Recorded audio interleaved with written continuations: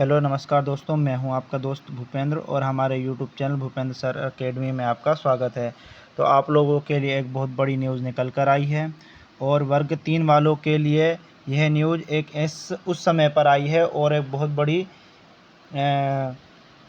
आप ये कह सकते हैं बहुत बड़ी न्यूज़ है, क्योंकि ये जो बीएड और डीएड वाले अभ्यर्थी थे जिनका केस बहुत समय से चल रहा था और बहुत समय से उनकी नियुक्तियां और इन सब पर कवरेज हमारी थी और इन पर हमारी वीडियो थी, लेकिन किसी कारणवश टेक्निकल प्रॉब्लम के कारण हमने वो सभी वीडियो हटा दिया था हमारे चैनल से।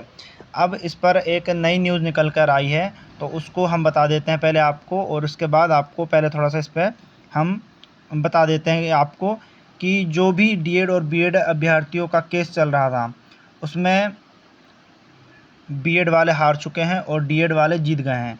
उसमें अब उन अभ्यर्थियों की नियुक्ति होगी रद्द। पहले इसको हम बता देते हैं, फिर आपको और भी उस पर हम बता देंगे क्या है क्या नहीं। यहाँ पर ये डीपीआई द्वारा ये लेटर जारी किया गया है सभी ज़िलों को, जितने ज़िलों में उन अभ्यर्थियों की नियुक्ति हुई थी वहाँ पर इनको ये भेजा गया है। तो यहाँ पर विषय पे आते हैं। प्राथमिक शिक्षक नियोजन 2023 में माननीय सर्वोच्च न्यायालय एवं उच्च न्यायालय द्वारा पारित आदेश के अनुक्रम में कार्यवाही बाबत संदर्भ संचालय का पत्र क्रमांक 1433 दिनांक 28/8/2024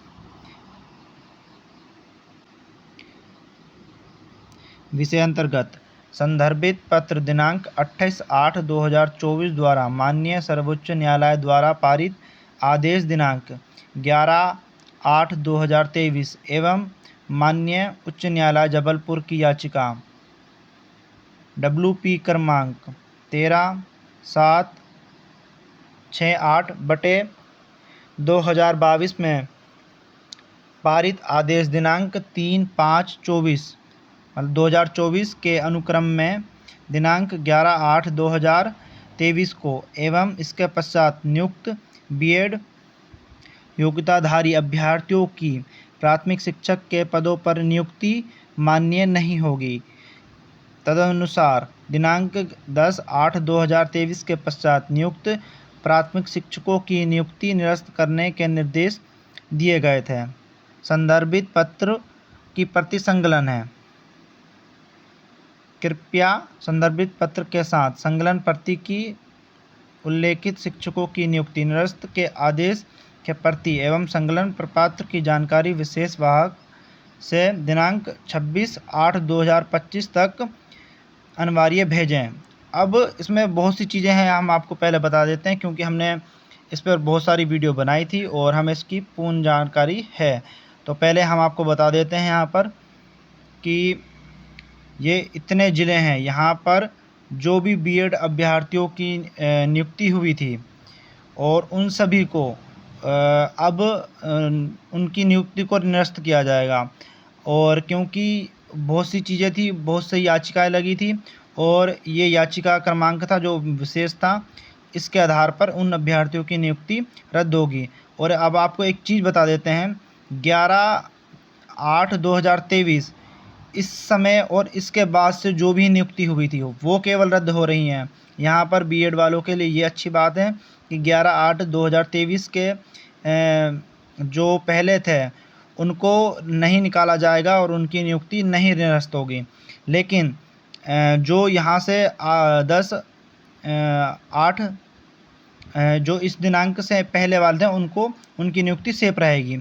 और इसके बाद 11/8/2023 के बाद जो भी अभ्यर्थी लगे थे बीएड धारी उनकी नियुक्ति निरस्त हो रही है।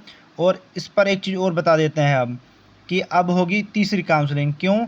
क्योंकि ये इतने अधिक पद थे और लगभग जो भर्ती हुई थी उसमें 50% लगभग 50% बीएड वाले थे और 50% डीएड वाले थे। तो आधी आध का ये आंकड़ा चल रहा था। तो इसलिए अब ये मान के चलिए अभी इस पर कोई है विशेष जानकारी ऑफिशियल तो नहीं निकल कर आई है, लेकिन हम जल्दी बताएंगे क्योंकि हमारे पास इनके बहुत सी पुरानी चीज़ें भी रखी हैं। तो हम आपको बताएंगे कि कितने अभ्यर्थी लगे थे और इस 11/8 के बाद कितने अभ्यर्थी लगे थे।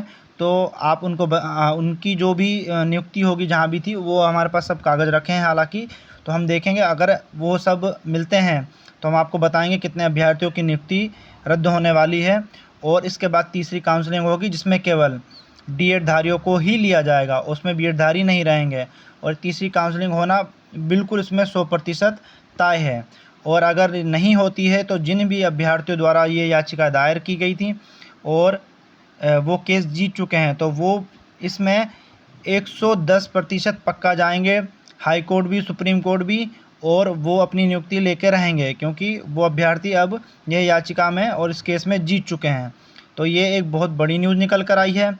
और हालांकि इस पे और भी जो भी जानकारी होगी हम आपको इस पे बहुत जल्द वो भी देंगे।